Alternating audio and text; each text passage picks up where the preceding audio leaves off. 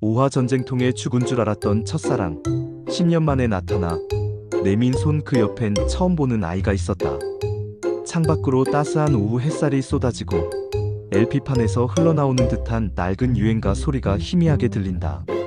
이영미 할머니가 손녀 박미영의 손을 잡고 나지막이 이야기를 시작한다.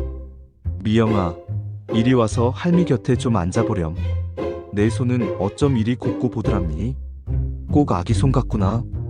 할미 손을 한번 보렴. 주름이 자글자글하고 마디는 울퉁불퉁 튀어나왔지? 이 손으로 흙도 파고 쌀도 씻고 내 애비 없고 기저귀도 수백 번은 더 갈았을 게다. 평생을 먹고 살자고 부지런히 움직인 손인데 지금 와서 보니 꼭 내 살아온 인생지도 같다는 생각이 들어. 이 손이 기억하는 수많은 날 중에 말이다. 유독 잊히지 않는 하루가 있단다. 심장이 발밑으로 쿵 떨어져서 숨도 제대로 쉴 수 없었던 내 인생에서 가장 길고도 잔인했던 바로 그날의 이야기 말이다. 오늘은 그 꽁꽁 숨겨뒀던 이야기를 우리 손녀한테만 살짝 꺼내 보여줄까 싶구나. 내가 겨우 17, 꽃도 부끄러워 고개를 숙인다는 딱 그 나이였을 때야. 지금이야 네가 입고 싶은 옷 마음대로 입고 만나고 싶은 사람 마음껏 만나지만 그때는 그런 세상이 아니었지. 여자는 목소리도 담장 밖으로 넘어가면 안 된다고 했고 시집 가기 전까지는 외간 남자랑 눈도 마주치면 큰일 나는 줄 알았단다. 결혼도 당연히 부모님이 정해주는 대로 하는 거였지. 나에게도 얼굴 한번 본 적 없는 정혼자가 있었어. 아랫마을에 땅깨나 있는 김진사댁 둘째 아들이었는데 어른들 말씀으로는 풍채도 좋고 글공부도 뛰어나서 장차 큰 인물이 될 제목이라고 들었지. 어느 날 어머니가 몰래 귀띔해 주시더구나. 영미야, 내 신랑 될 사람 사진이란다. 어머니가 건네준 손바닥만 한 흑백 사진 속에는 빳빳하게 풀먹인 교복을 입은 청년이 무심한 듯 먼 곳을 보고 있었어. 어찌나 수검댕이처럼 까맣고 짙은 눈썹을 가졌는지 또 그 아래로 굳게 담은 입술은 얼마나 사내다웠는지 어린 마음에 콩닥콩닥 가슴이 어찌나 뛰던지 몰라. 그날 이후로 나는 밤마다 그 사진을 품에 안고 잠이 들었단다. 이 사람이 내 낭구님이구나. 이 사람과 평생을 함께 살겠구나. 막연한 설렘과 기대로 하루하루를 보냈어.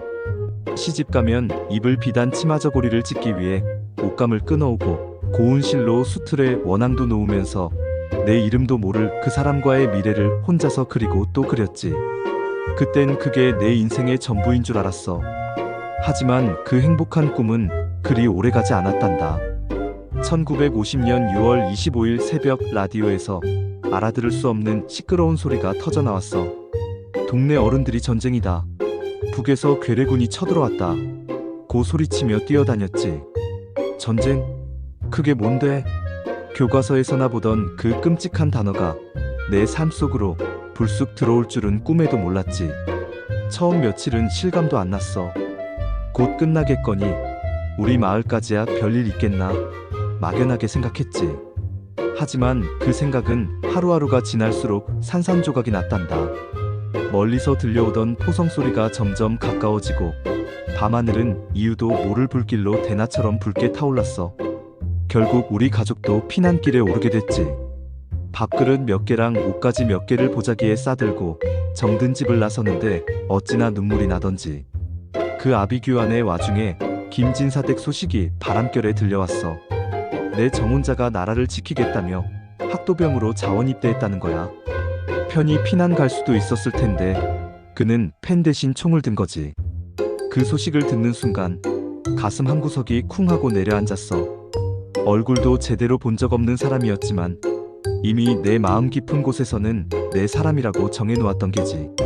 피난길에 오르면서도 나는 매일 밤 하늘의 별을 보며 기도했단다. 부디 사람만 있어다오. 사람만 있다면 내 평생 당신만을 바라보고 살겠습니다. 하고 말이야. 피난살이는 말 그대로 지옥이었어. 어제까지 같이 이야기 나누던 이웃이 밤사이 폭격에 죽어나가고 먹을 것이 없어 흙을 파먹는 사람들도 있었지. 그 끔찍한 풍경 속에서 산다는 것이 얼마나 치열하고 고된 것인지를 뼈저리게 깨달았단다. 그러다 전쟁이 잠시 소강 상태가 되면서 다시 고향으로 돌아왔지만 마을은 이미 잿더미가 되어 있었지. 그리고 얼마 지나지 않아 우리 집에 비보가 날아들었어. 김진사댁 어른이 찾아오셨는데 손에 얇은 종이 한 장을 들고 덜덜 떨고 계셨지. 전사통지서. 까만 글씨로 박힌 세 글자가 내온 세상에 사형 선고를 내리는 것 같았어. 아무개, 아무 날짜에 장렬히 전사하였음. 머릿속이 하얘지고 아무 소리도 들리지 않았어. 어른들은 아이고 가엾어서 어쩌나, 얼굴도 한번 못 보고 하며 혀를 찼지만 나는 눈물조차 흘릴 수 없었단다. 내 첫사랑은, 내 17의 꿈은 그렇게 시작도 해보지 못한 채 한 줌의 재가 되어버린 거야. 그 후로 몇 년이 흘렀어. 전쟁은 끝났지만 사람들의 마음속 상처는 전혀 아물지 않았지. 나도 20살이 훌쩍 넘은 처녀가 되었어. 그 시절엔 그 나이면 시집가서 애가 둘은 있어야 할 때였지. 집안 어른들은 죽은 사람만 붙들고 평생 수절할 거냐? 며 산 사람은 살아야지, 얼른 좋은 사람 만나 짝을 지으라고 매일같이 나를 들볶으셨어. 죽은 정혼자에 대한 미안함과 죄책감에 마음이 무거웠지만 나 하나 때문에 온 집안이 그늘져 있는 것을 더는 볼 수가 없었지. 그때 중매로 만난 사람이 바로 내 할아버지였단다. 내 할아버지는 전쟁에서 한쪽 다리를 다쳐 조금 저는 것 말고는 흠잡을 데 없이 성실하고 마음이 깊은 사람이었어. 처음 만난 날 그는 쑥스러운 듯 고개를 숙이고 말했지. 제가 몸이 이래서 귀한 따님께 누가 될까 걱정입니다. 하지만 마음만은 평생 변치 않고 아끼고 사랑할 자신이 있습니다. 그 투박하지만 진심이 담긴 말에 내 얼어붙었던 마음이 조금씩 녹아내리는 것 같았어. 그래, 이제는 정말 죽은 사람을 놓아주어야 할 때다. 나도 내 삶을 살아야지. 그렇게 나는 네 할아버지의 아내가 되기로 결심했단다. 결혼하고 맞이 네 큰아빠를 낳고 나니 비로소 가족이라는 울타리가 얼마나 따뜻한 것인지 알게 되었어. 불편한 다리로 새벽부터 나가 굳은 일을 마다하지 않는 남편, 방긋방긋 웃는 아이의 얼굴을 보고 있으면 지난날의 아픔은 까맣게 잊히는 듯했지. 가난했지만 우리는 서로를 보듬고 의지하며 하루하루를 열심히 살아냈어. 그렇게 전쟁의 상처도, 흑백 사진 속에 아련했던 첫사랑도 모두 희미한 기억 저편으로 밀어내고 나는 완벽한 누구의 아내, 누구의 엄마로 살아가고 있었지. 정말 그렇게 평생 행복할 줄로만 알았어.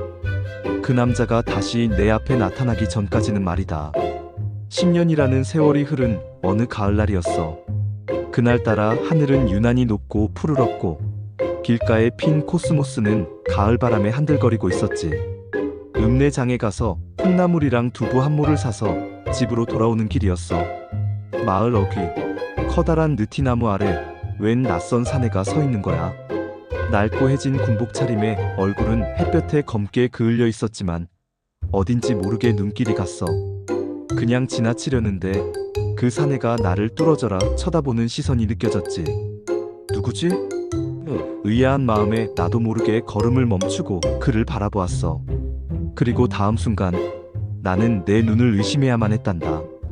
온몸에 피가 차갑게 식고 손에 들고 있던 콩나물 봉지를 땅에 떨어뜨리는 것도 몰랐어. 10년의 세월이 흘러 얼굴은 야위고 거칠어졌지만 그 눈빛만은, 그 깊고 까만 눈동자만은 또렷하게 기억할 수 있었어. 17 어린 내 가슴을 밤새 뛰게 했던 흑백 사진 속 바로 그 눈빛. 죽었다던 사람, 내 마음속에 무덤까지 만들어 묻어버렸던 내 정혼자 김진사댁. 둘째 아들이 살아서 내 앞에 서 있는 거야. 영미 맞지요? 그의 목소리가 바람을 타고 내 귓가에 와서 닿는 순간 나는 그 자리에 주저앉고 말았어. 다리에 힘이 풀려버린 게지. 뭐라고 대답을 해야 하는데 목이 꽉 메어서 아무 소리도 나오지 않았어. 그저 뜨거운 눈물만 뺨을 타고 하염없이 흘러내렸지. 어째서 이제야 나타난 거야?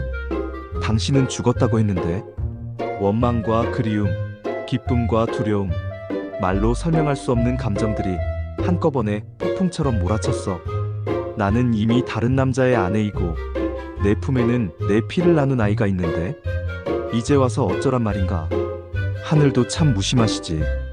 그는 천천히 내게 다가와 무너진 내 어깨를 일으켜주려 했어. 하지만 나는 그의 손길을 피했단다. 그의 손이 닿는 순간 내 지난 10년의 세월과 지금의 내 가정이 모두 무너져 내릴 것만 같았거든. 그는 전쟁 중에 포로로 잡혀가 북쪽 땅으로 끌려갔다가 몇 년에 걸친 사투 끝에 구사일생으로 탈출해 돌아왔다고 했어. 죽었다는 소식은 아마 행방불명된 그를 군에서 잘못 처리한 것 같다고 그는 덤덤하게 말했지. 돌아와서 가장 먼저 나를 수소문했다고 했어. 이미 10년이나 지났으니 시집을 갔을 거라 짐작은 했지만 그래도 혹시나 하는 마음에 꼭 한번 얼굴이라도 보고 싶었다고. 그의 이야기를 듣는 내내 나는 죄인이 된 기분이었어. 그가 사지에서 죽을 고생을 하는 동안 나는 다른 남자와 가정을 꾸리고 웃고 떠들며 행복하게 살았으니까. 내가 조금만 더 그를 기다렸더라면, 우리가 인연이었다면 지금 내 옆자리는 당신의 것이었을까? 하지만 이미 엎질러진 물이었지. 나는 떨리는 입술을 겨우 열어 말했어. 저는 혼인하여 가정을 꾸렸습니다. 아이도 하나 있습니다. 내 말이 칼이 되어 그의 가슴에 박히는 것을 똑똑히 보았어. 그의 눈빛이 파르르 떨리더니 이내 깊은 체념과 슬픔으로 가라앉더구나. 그때였어. 그의 등 뒤에 숨어있던 작은 그림자가 움직이는 것이 보였지. 4~5살쯤 되었을까? 까맣고 커다란 눈망울을 가진 여자아이가 그의 바지가랑이를 꼭 붙잡고 나를 경계하며 쳐다보고 있었어. 너무나도 야위고 작은 아이였지. 그가 아이의 머리를 쓰다듬으며 나지막이 말했어. 전쟁통에 부모를 잃고 고아가 된 아이여. 얼어 죽어가는 것을 차마 외면할 수가 없어서 내가 거두었소. 이 아이 때문에라도 악착같이 살아서 돌아와야겠다고 다짐했지. 혹시나 아주 혹시나 해서 하는 말이오. 만약 당신이 아직 혼자가 아니라면 내 돌아갈 곳은 없으니 이 아이와 함께 멀리 떠날 생각이오. 하지만 만약 당신이 나를 받아줄 수만 있다면 이 아이도 내 자식처럼, 아니 당신의 자식으로 함께 품어줄 수 있겠소? 그 말을 듣는 순간 나는 망치로 머리를 한 대 얻어맞은 듯한 충격에 휩싸였어. 내 앞에 서 있는 남자는 더 이상 내가 꿈속에서 그리던 아련한 첫사랑의 대상이 아니었지. 그는 전쟁이라는 거대한 비극을 온몸으로 통과해낸 한 명의 사내였고, 피 한 방울 섞이지 않은 어린 생명을 지키기 위해 자신의 모든 것을 걸었던 위대한 아버지였어. 그리고 나는 이미 내 남편과 아이에게 깊이 뿌리내린 한 그루의 나무였지. 내 가지를 꺾고 다른 곳으로 옮겨 심을 수는 없는 노릇이었어. 내 마음속에서 뜨거운 것이 울컥 치밀어 올랐어. 그것은 그에 대한 미안함도 내 처지에 대한 서러움도 아니었단다. 그저 이 모질고 기구한 시대를 살아내야만 했던 우리 모두의 삶에 대한 깊은 연민이었지. 나는 눈물을 삼키고 그를 똑바로 바라보며 말했어. 저는 그럴 수 없습니다. 제게는 지금의 제 삶과 제 가정이 전부입니다. 부디 저를 잊고 그 아이와 함께 행복하게 사십시오. 너무 늦게 돌아오셨습니다. 내 대답이 끝나자 그는 아무 말 없이 고개를 끄덕였어. 그리고는 힘겹게 웃어 보였지. 그 웃음이 얼마나 슬퍼 보였는지 아마 평생 잊지 못할 게다. 알겠소. 괜찮소. 당신이 행복하다니 그걸로 되었소. 부디 잘 살아주시오. 그 말을 마지막으로 그는 아이의 손을 잡고 뒤돌아서서 걸어갔어. 나는 그 두 사람의 뒷모습이 느티나무 길 저편으로 완전히 사라질 때까지 마치 돌처럼 그 자리에 굳어 서 있었단다. 전쟁이 우리에게서 앗아간 것은 대체 무엇이었을까? 그리고 남긴 것은 또 무엇이었을까? 그날 저녁 나는 아무 일도 없었다는 듯이 저녁밥을 지었어. 부엌 아궁이에 불을 떼는데 나도 모르게 눈물이 밥솥으로 뚝뚝 떨어지더구나. 흙냄새, 밥 익는 냄새, 그리고 내 눈물 냄새가 뒤섞여 평생 잊을 수 없는 저녁이 되었지. 마루에 둘러앉아 아무것도 모른 채 맛있게 밥을 먹는 내 할아버지와 내 큰아빠의 얼굴을 보면서 나는 속으로 몇 번이고 다짐하고 또 다짐했단다. 그래, 내 행복은 바로 여기에 있다. 내가 지켜야 할 세상은 바로 이 사람들이 있는 이곳이다. 미영아, 인생이라는 게 참 아이러니하지?